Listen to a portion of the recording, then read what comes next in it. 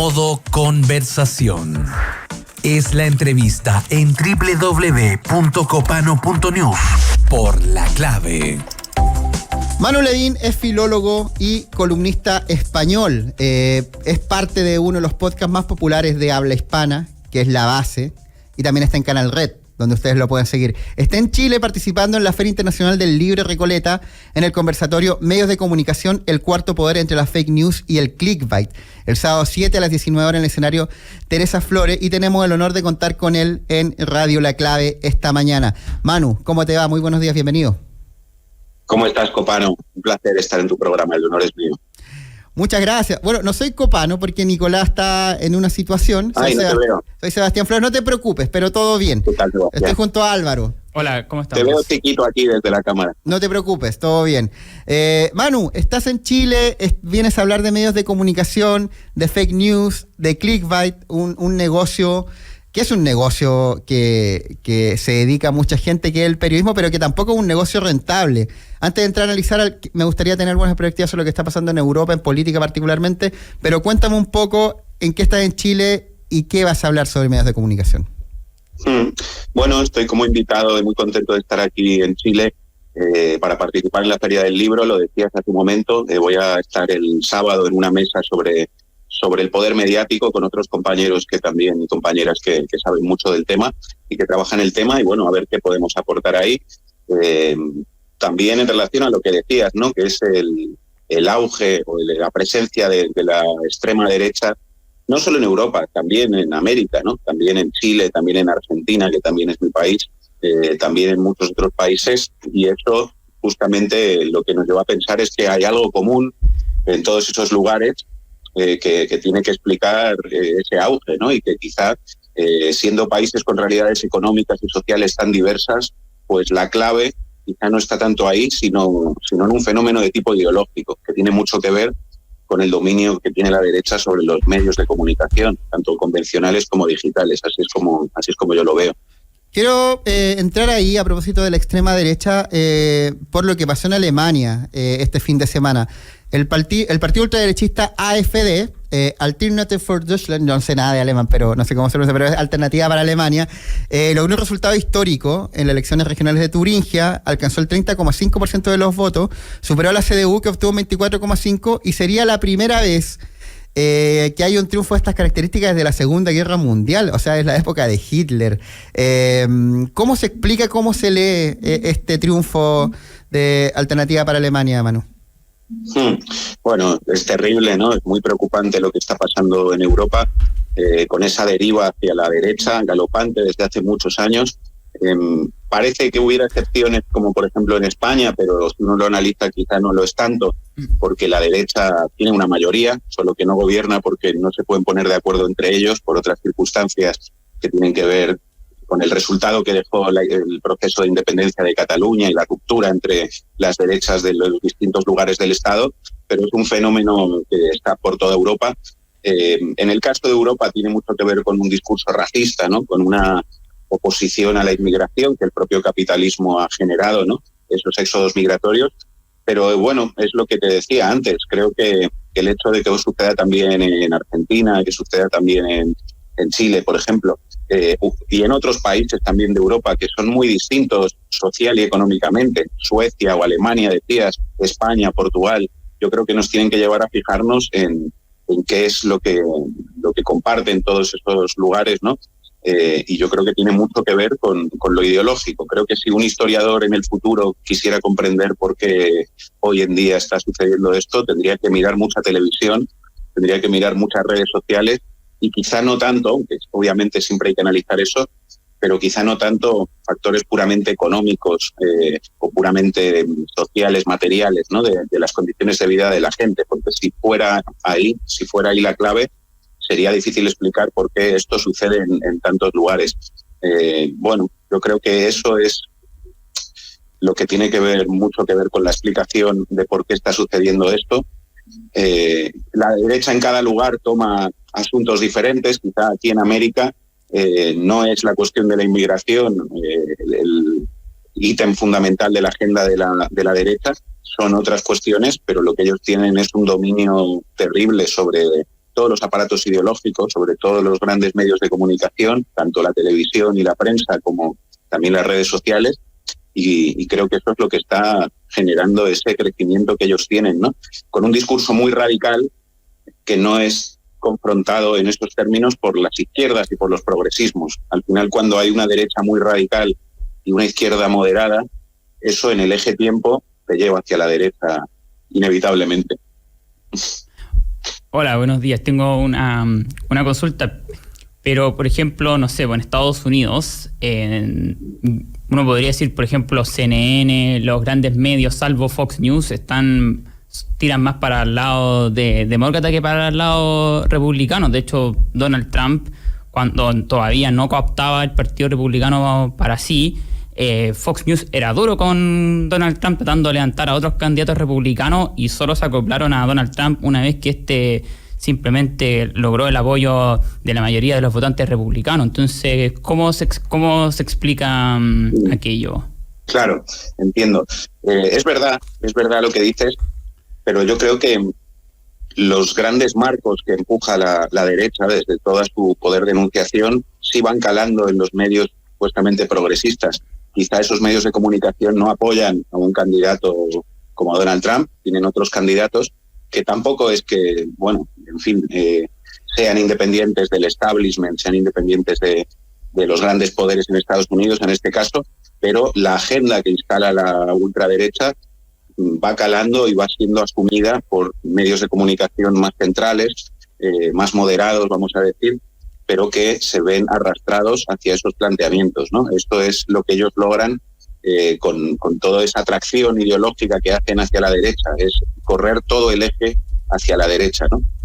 Y dejar muy poquito espacio para que los progresismos pues, puedan manejar sus marcos y manejar sus temas.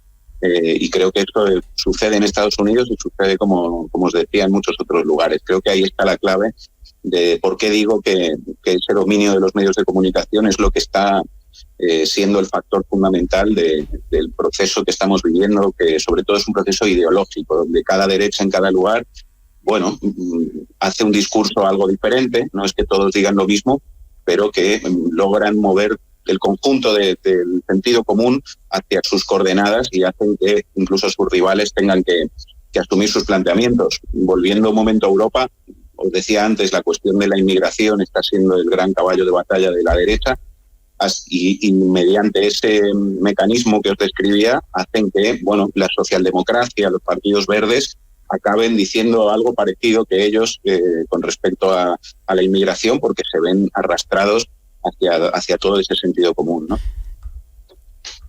Te quiero llevar a Inglaterra, ¿no? Que hubo un evento que yo considero que puede ser creo que fue muy importante y pasó relativamente desapercibido, que fueron el movimiento, no sé si llamarlo movimiento social, pero espontáneo, ¿no? Y no sé qué tan espontáneo en muchas partes en Inglaterra contra la migración. O sea, teníamos a turba de personas atacando hoteles donde estaban refugiados migrantes. O sea, y en un momento la cosa se puso muy álgida, y después fue la misma sociedad civil la que enfrentó a estos tipos, pero tuvimos una semana con mucha violencia, y de hecho, entonces no sé si tú tienes una reflexión respecto a eso, porque una cosa es un fenómeno electoral, que la gente que está como mayoría silenciosa, por así decirlo, que es una frase que tampoco comparto mucho, pero acá tuvimos a la gente que salió como a atacar directamente a los migrantes, y esto me parece gravísimo, extremadamente preocupante, y como que pasó relativamente desapercibido, y no sé qué opinión tienes respecto a aquello. Sí, ha sido terrible, han sido literalmente pogromos racistas de gente que ha atacado a otros ciudadanos que también son ingleses, que también son británicos, que nacieron en otro lugar y que viven ahí, que trabajan ahí. Creo que, sin querer reducirlo todo a eso, tiene que ver con lo que estaba comentando. Al final, el discurso de las derechas extremas, ¿no? Que no son más en realidad que la derecha de toda la vida, pero que ha logrado reactualizar su discurso en el siglo XXI y difundirlo por todos los canales que dominan, como decía. Lo que ellos plantean es que el enemigo de los trabajadores no son los de arriba, son los de abajo, es el más débil, es el vecino que es migrante, es el vecino que recibe ayudas del Estado, son los pobres, ¿no? generan una guerra de los penúltimos contra los últimos, digamos. Eso es la clave de su discurso, y han logrado, bueno, desplazar el sentido común hacia esos lugares, y lograr convencer a mucha gente de que efectivamente su problema no tiene que ver con los grandes poderes económicos, con los grandes bancos, con los grandes fondos buitre que controlan los mercados, que controlan los precios de los alimentos, que controlan los precios de la vivienda, que tienen mucha capacidad de influencia en las condiciones de vida de la gente, sino que su enemigo son los más débiles. Creo que esto, bueno, por las razones que venía comentando, ¿no? Entendido todo esto como un fenómeno de tipo ideológico, que obviamente se encarna y que obviamente funciona dentro de la realidad capitalista en la que vivimos y de unas condiciones de vida que son complicadas para muchísimos trabajadores, logran desviar la rabia de popular de muchísima gente hacia el más débil. Por suerte, como contabais, hay otra parte de la sociedad que no cree, que no compra esos discursos y que ha salido a la calle a confrontar a esos grupos racistas violentos que han atacado a sus propios vecinos, pensando que ellos son su problema, ¿no? Y que si ellos no tienen trabajo, si ellos no pueden acceder a una vivienda, es por culpa de alguien que está peor.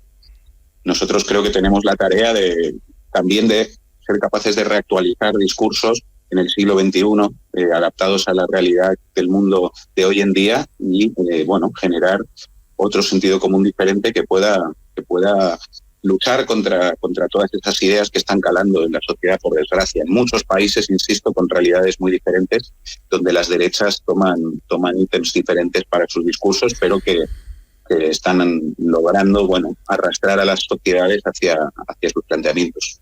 Manu, ¿qué tan importante es en los medios de comunicación, pensando, nuevamente vuelvo a Alemania, lo que pasó, porque ganó Alternativa para Alemania, pero no le alcanza para formar gobierno, porque existe una especie de cordón sanitario, a propósito de estas ideas ultras que aparecen, y donde esa disputa es política, por cierto, pero se lleva a los medios de comunicación. Para concluir y agradecerte la participación acá en Radio La Clave, y recordando el panel que va a tener, va a estar Darío Quiroga, por cierto, que es un habitué de este espacio, va a estar Fede Vázquez, director de Futurock de Argentina, Pili Jiménez también de Argentina, del Destape Web. Esto el sábado 7 a las 7 de la tarde para que vayan a verlo en concierto a todos estos grandes comunicadores hablando sobre la fake news, el cuarto poder y el clickbait. Esta idea de los cordones sanitarios permiten detener el avance del ultraderecha, y qué rol cumplen los medios en esto. Claro, vengan todos y todas a ver las charlas y el resto de eventos de la Feria Internacional del Libro. Yo lo que pasa es que no sé si comparto mucho la idea de que existan esos cordones sanitarios. Pueden existir finalmente en los parlamentos, ¿no? Cuando ya la ultraderecha es la primera fuerza política, como ha sucedido en Francia también, o en Alemania, como estás diciendo, en algunos territorios. Pero para que un cordón sanitario funcione tiene que ser ideológico también. Lo que no sirve es comprar todos los marcos mentales de la ultraderecha y después hablar de que hay cordones sanitarios. En Alemania, por ejemplo, el gobierno actual, que es un gobierno socialdemócrata junto con los verdes y los liberales, en cuanto a las políticas migratorias, lo que hace y lo que dice es básicamente lo mismo que plantea la ultraderecha. Ese gobierno y estos partidos en Alemania han asumido la agenda belicista, que también tiene mucho que ver con lo que está sucediendo en Europa, porque la guerra siempre es un caldo de cultivo del fascismo y eso es lo que enseña la historia, y están todos de acuerdo en que hay que alimentar la guerra que hay ahora mismo en Europa, ¿no? En Ucrania. Entonces, cuando el resto de partidos políticos asumen la agenda de la ultraderecha en cuestiones como la migración, también, de nuevo, el gobierno de Alemania o los partidos que lo conforman hacen un discurso que quizá es un poco más menos estridente, menos a los gritos, pero que en el fondo están planteando también que la inmigración de trabajadores a Europa es un problema y que hay que deportar a personas y que hay que endurecer las fronteras, endurecer las leyes.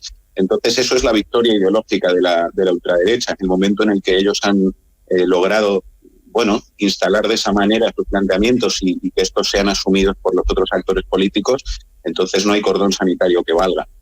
Creo que ese es el fenómeno más profundo. Después, en un parlamento puede haber unos diputados que se pongan de acuerdo para gobernar y que no gobiernen otros, pero la victoria ideológica de la ultraderecha ha sido previa, ¿no?, en el momento en el que todos ellos han asumido ciertos planteamientos, y es lo que va a generar que más tarde o más temprano acaben gobernando, como sucede en Italia, donde gobierna Giorgia Meloni, que es una heredera directa del fascismo de Mussolini y del movimiento social italiano de Mussolini. Eso no ha llegado de la noche a la mañana, sino con esa capacidad de ir instalando en el sentido común sus planteamientos y haciendo que otros los asuman. Por lo tanto, yo diría que no comparto la idea de que en Europa haya un cordón sanitario contra la ultraderecha. Al contrario, no hay ningún problema con que gobierne Meloni, y sin embargo, no sé si recuerdan, cuando ganó Syriza en Grecia, un partido que planteaba un programa socialdemócrata en el fondo, pues se machacó a Syriza, ¿no? El consenso no es de cordón sanitario a la ultraderecha, es de cordón sanitario contra la izquierda y de asunción permanente de los planteamientos de la extrema derecha. Por eso estamos donde estamos. El análisis de Manu Levín, quien pueden escuchar en La Base Podcast toda la semana, uno de los podcasts más populares de América Latina, en Canal Red y por supuesto en la Feria Internacional de Libre Recoleta, donde va a estar en el conversatorio Medios de Comunicación, el cuarto ponente de la fake news, y el clip es junto a Darío Quiroga y grandes exponentes de Argentina el sábado 7 a las 19 horas en el Zócalo de Recoleta. Muchas gracias, Manu, por tu presencia. Gracias a vosotros, un placer. Abrazo.